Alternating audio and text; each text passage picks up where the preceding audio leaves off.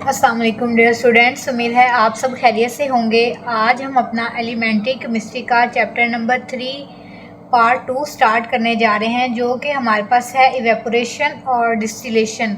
उससे पहले एक छोटा सा गिला है आप लोगों से कि आप लोग चैनल पे आते हैं, लेक्चर देखते हैं, लेकिन ना ही कोई सब्सक्राइब करते हैं और ना ही लाइक करते हैं। तो प्लीज़ आप लोगों से रिक्वेस्ट है कि अगर आप लेक्चर देख रहे हैं तो चैनल को सब्सक्राइब करें और वीडियो को लाजमी लाइक किया करें प्लीज़।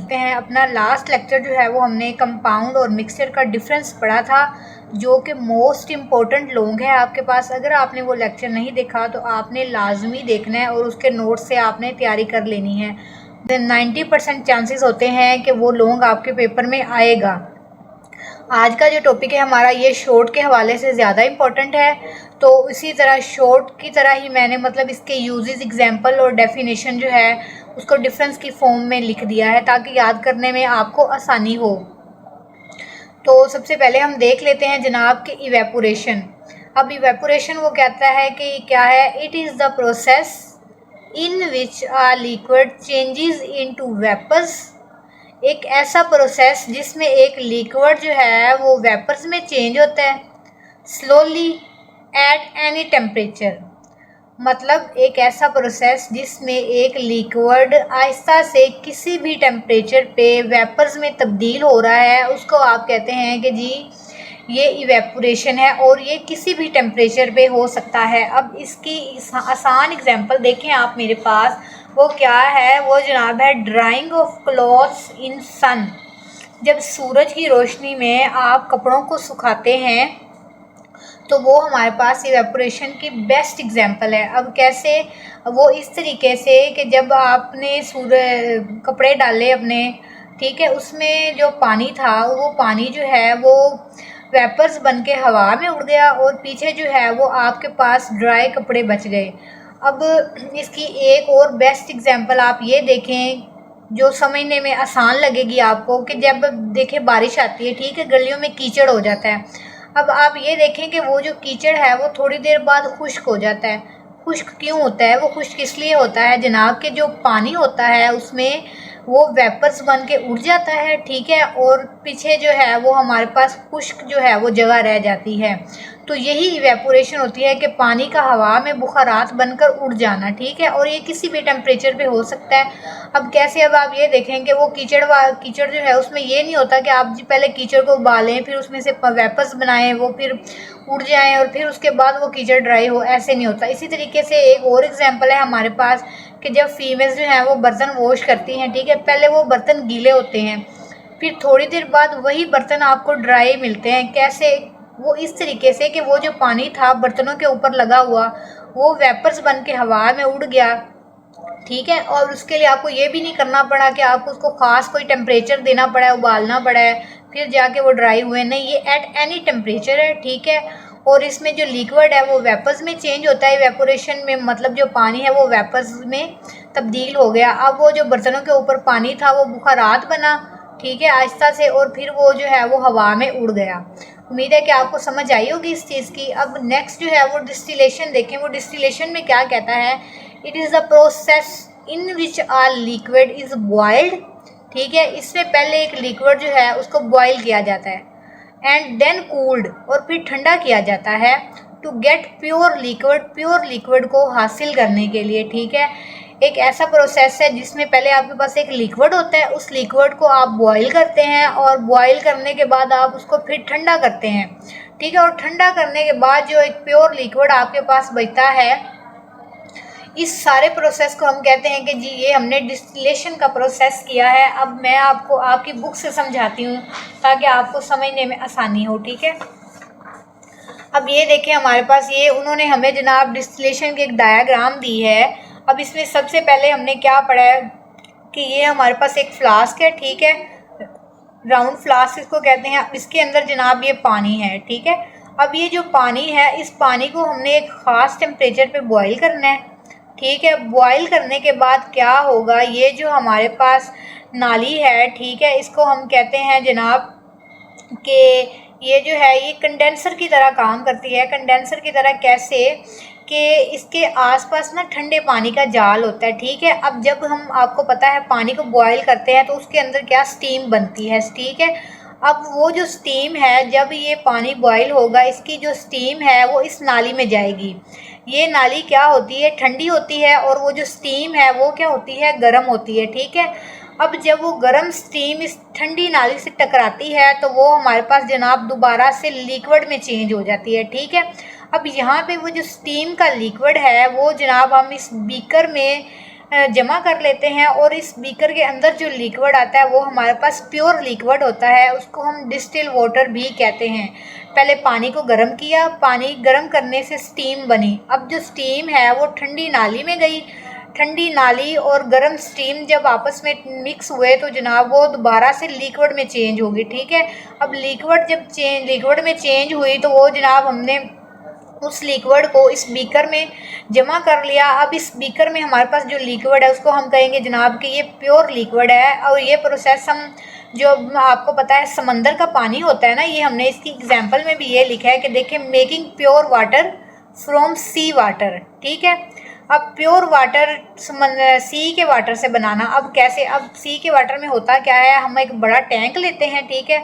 उस बड़े टैंक को इसी तरीके से हम बॉईल करते हैं, उसके अंदर जो पानी होता है ना, सी वाटर होता है, उसको हम बॉईल करते हैं। बॉईल करने के बाद उसकी स्टीम बनती है, ठीक है।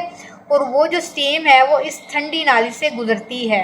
अब जब वो ठंडी नाली से गुजरती है तो गर्म स्टीम, ठंडी और ठंडी नाली, ठीक है, तो ये दोबारा लिक्विड में वो स्टीम क्या हो जाती है, कन्वर्ट हो जाती है, और उसको हम जनाब इस बीकर में जो है वो सेपरेट कर लेते हैं उस प्योर लिक्विड को, ठीक है।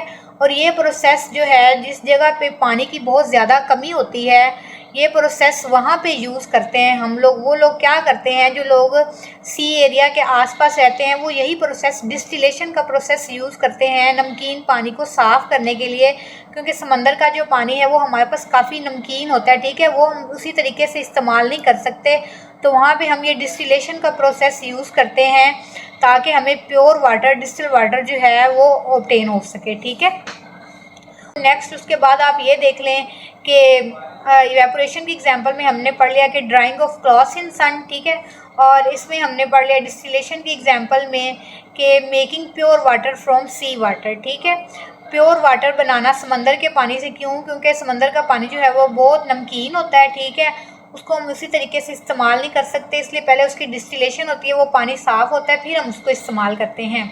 इसी तरीके से स्वेट ड्राइंग है इवेपोरेशन की एग्जांपल में। अब देखें, हमारे जिस्म से गर्मी में जो पसीना बनता है, जब वो पसीना है वो पानी के कतरे होते हैं ना, वो पानी के कतरे जब हवा में उड़ जाते हैं तो पीछे जो है हमें कूलिंग इफेक्ट फील होता है, मतलब हमें अपना जिस्म ठंडा फील होता है, ठीक है। अब नेक्स्ट इसके यूजेस हम देख लेते हैं। इसके यूजेस में क्या है इवेपोरेशन के, it is used for drying clothes in sun, ठीक है। अब ये कपड़ों को ड्राई करने के लिए इस्तेमाल होती है, ठीक है, इवेपोरेशन का प्रोसेस जो है, क्यों, क्योंकि जो है वो इसमें पानी होता है कपड़ों में, वो हमारा वेपर्स बन के हवा में उड़ जाता है और पीछे जो कपड़े हैं वो हमारे पास ड्राई हो जाते हैं। नेक्स्ट वो आता है, it is used for cooling our body through evaporation of sweat, ठीक है। ये हमारी बॉडी को कूलिंग इफेक्ट प्रोवाइड करता है इवेपोरेशन के प्रोसेस के ज़रिए। आगे वो कहता है जनाब, it is used for making milk powder and dry fruits by removing water from them. अब इसमें वो ये कहता है कि जनाब मिल्क से मिल्क पाउडर बनाना, ठीक है, और ड्राई फ्रूट्स बनाना। अब कैसे, अब जो मिल्क पाउडर है वो किस तरीके से बनाते हैं, जो मिल्क हमारे पास लिक्विड फॉर्म में होता है, ठीक है, उसको वो इवेपोरेट करते हैं, उसमें से जो पानी है वो निकाल देते हैं, पीछे हमारे पास जो है वो मिल्क बच जाता है, ड्राई मिल्क। उसके बाद यहाँ वो कहता है ड्राई फ्रूट्स। अब आपको पता है जो अंगूर होते हैं हमारे पास, उसमें से जब पानी को निकाल देते हैं तो पीछे वो हमारे पास किशमिश बच जाती है, ठीक है। वो क्यों, क्योंकि उसमें उसे वहाँ पे हम ना इवेपोरेशन का प्रोसेस जो है वो यूज़ कर रहे होते हैं, ठीक है। कैसे कि उसमें से वो इसके अंगूरों में से पानी को हम निकाल लेते हैं और लास्ट में हमारे पास ड्राई फ्रूट यानी कि वो ड्राई किशमिश जो है वो बच जाती है। कैसे, क्यों, by removing water from them, क्यों, क्योंकि हमने उनमें से जो वाटर है वो रिमूव कर दिया है। अब नेक्स्ट वो कहता है it is used for obtaining salt from sea water. अब ये जो है नमक जो है सी वाटर से ऑब्टेन करने के लिए जो है हम यूज़ करते हैं इवेपोरेशन का प्रोसेस। जैसे अब मैंने आपको ये एग्जांपल बताई थी डिस्टिलेशन की कि एक बड़ा टैंक होता है, उसमें हम जो है वो पानी बॉईल करते हैं, सी वाटर, वो हमारे पास नमकीन होता है। तो जब वो सी वाटर में से प्योर लिक्विड जो है वो हमारे पास एक बीकर में जमा हो गया, तो पीछे हमारे पास जो चीज़ बची वो नमक बचेगी, ठीक है। तो इवेपोरेशन का वो प्रोसेस था जिसके ज़रिए हमें नमक जो है वो हासिल हुआ, ठीक है। अब जो सबसे इम्पोर्टेंट बात है वो आप ये देखें कि it is used for getting solid. सबसे मेन बात ये, it is used for getting solid. अब सॉलिड कैसे, जब आपने हवा में कपड़े को खुश्क किया तो पानी तो उड़ गया, पीछे आपके पास कपड़े बचे, वो कपड़े क्या था, सॉलिड था, ठीक है। अब जब किशमिश में अंगूरों में से आपने पानी को निकाला तो पीछे आपके पास किशमिश बची, वो किशमिश क्या है, वो भी सॉलिड है, ठीक है। अब उसके बाद जो है वो जब आपने अपने जिस्म को ठंडा किया, अब जिस्म के ऊपर जो पसीना था, जो पानी था, वो तो उड़ गया, अब पीछे जो आपके पास जिस्म है वो भी सॉलिड है, ठीक है।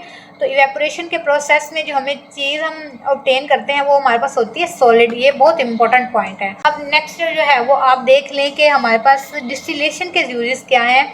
It is used for getting pure water from sea water. ये चीज़ हमने बहुत अच्छे से पढ़ ली है, ठीक है, कि प्योर वाटर हासिल करने के लिए सी वाटर से इसको डिस्टिलेशन के प्रोसेस को हम यूज़ करते हैं। It is used for separating liquids like alcohol from water. अब जो है वाटर इसको हम लिक्विड सेपरेट करने के लिए भी यूज़ करते हैं, जैसे कि अल्कोहल है पानी से। अब कैसे, अब आपको पता है अल्कोहल का जो बॉइलिंग पॉइंट है और जो बॉइलिंग पॉइंट वाटर का है उनमें काफ़ी डिफरेंस है।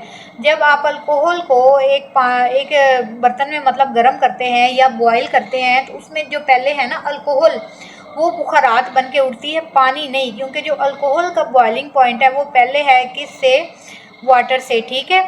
तो पहले अल्कोहल उड़ेगी। अब वो जो अल्कोहल है उसको जब आप एक ठंडी नाली में से गुजारेंगे वो लिक्विड बनेगा और लिक्विड जो है वो आप बीकर में सेपरेट कर लेंगे, ठीक है।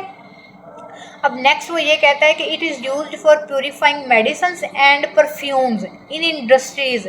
अब ये बड़ी इंटरेस्टिंग बात है यहाँ पे। अब ये देखें आपके, वो कहता है कि एक तो मेडिसिन्स को प्यूरिफाई करने के लिए और दूसरा परफ्यूम्स को इंडस्ट्रीज़ में बनाने के लिए। अब परफ्यूम कैसे बनते हैं, ये बड़ी इंटरेस्टिंग बात है। आप ये देखें कि परफ्यूम जो है ना वो उसमें अब सबसे पहले क्या करते हैं, वो फूलों की जो पत्तियां हैं ना वो एक बर्तन में लेते हैं, ठीक है। अब उस बर्तन में पानी डालते हैं फूलों की पत्तियों के अंदर और जो है उसको वो बॉयल करते हैं, ठीक है। अब जब वो बॉयल करते हैं, अब आप यही समझ लें मेरे पास कि ये एक बर्तन है, इसके अंदर फूलों की पत्तियां हैं, फूलों की पत्तियों के अंदर मैंने पानी डाला, ठीक है। अब फूलों की पत्तियों को और उस पानी को मैंने क्या किया जनाब, बॉयल किया। अब जब बॉयल किया उस पानी को तो वो पानी जो है वो स्टीम बना पहले, ठीक है। अब वो जो स्टीम है वो इस ठंडी नाली में से गुजरेगी। अब जब फूलों की पत्तियों वाली गर्म जो स्टीम है वो इस ठंडी नाली से टकराएगी जनाब, तो वो दोबारा लिक्विड में वो स्टीम जो है वो कन्वर्ट हो जाएगी। अब उस स्टीम के अंदर क्या है, फूलों की पत्तियों की खुशबू भी है, ठीक है, उस लिक्विड के अंदर जो स्टीम से बना, ठीक है। तो वो जो खुशबू वाला लिक्विड है वो हम इस बीकर में सेपरेट कर लेंगे, तो वो हम कहेंगे जनाब कि ये हमारे पास क्या बन गया, परफ्यूम बन गया, ठीक है। उसके बाद आप ये देखेंगे वो ये कहता है it is used for purifying chemicals in lab. अब लैब में जैसे कि आप देखें कोई केमिकल हैं आपके पास, अगर वो ख़राब हो गए हैं तो उसमें भी हम डिस्टिलेशन का प्रोसेस करेंगे, उसको उबालेंगे उस केमिकल को, ठीक है। फिर उसकी स्टीम बनेगी, स्टीम दोबारा कंडेंसेशन होगा, ठीक है, मतलब वो ठंडी नाली में से गुजरेगी और फिर दोबारा लिक्विड में कन्वर्ट होकर उसको हम बीकर में सेपरेट कर लेंगे। अब वो ये कहता है it is used for getting the liquid. अब वो ये कहता है कि डिस्टिलेशन का प्रोसेस जो है ना वो लिक्विड को ऑब्टेन करने के लिए यूज़ होता है। इवेपोरेशन का क्या था, इसमें लास्ट पे हमारे पास सॉलिड बचता है, और डिस्टिलेशन में क्या है, इसमें लास्ट में हमारे पास लिक्विड ही बचता है, ठीक है। तो ये थी हमारे पास, उम्मीद है आपको ये लेक्चर समझ आ गया होगा।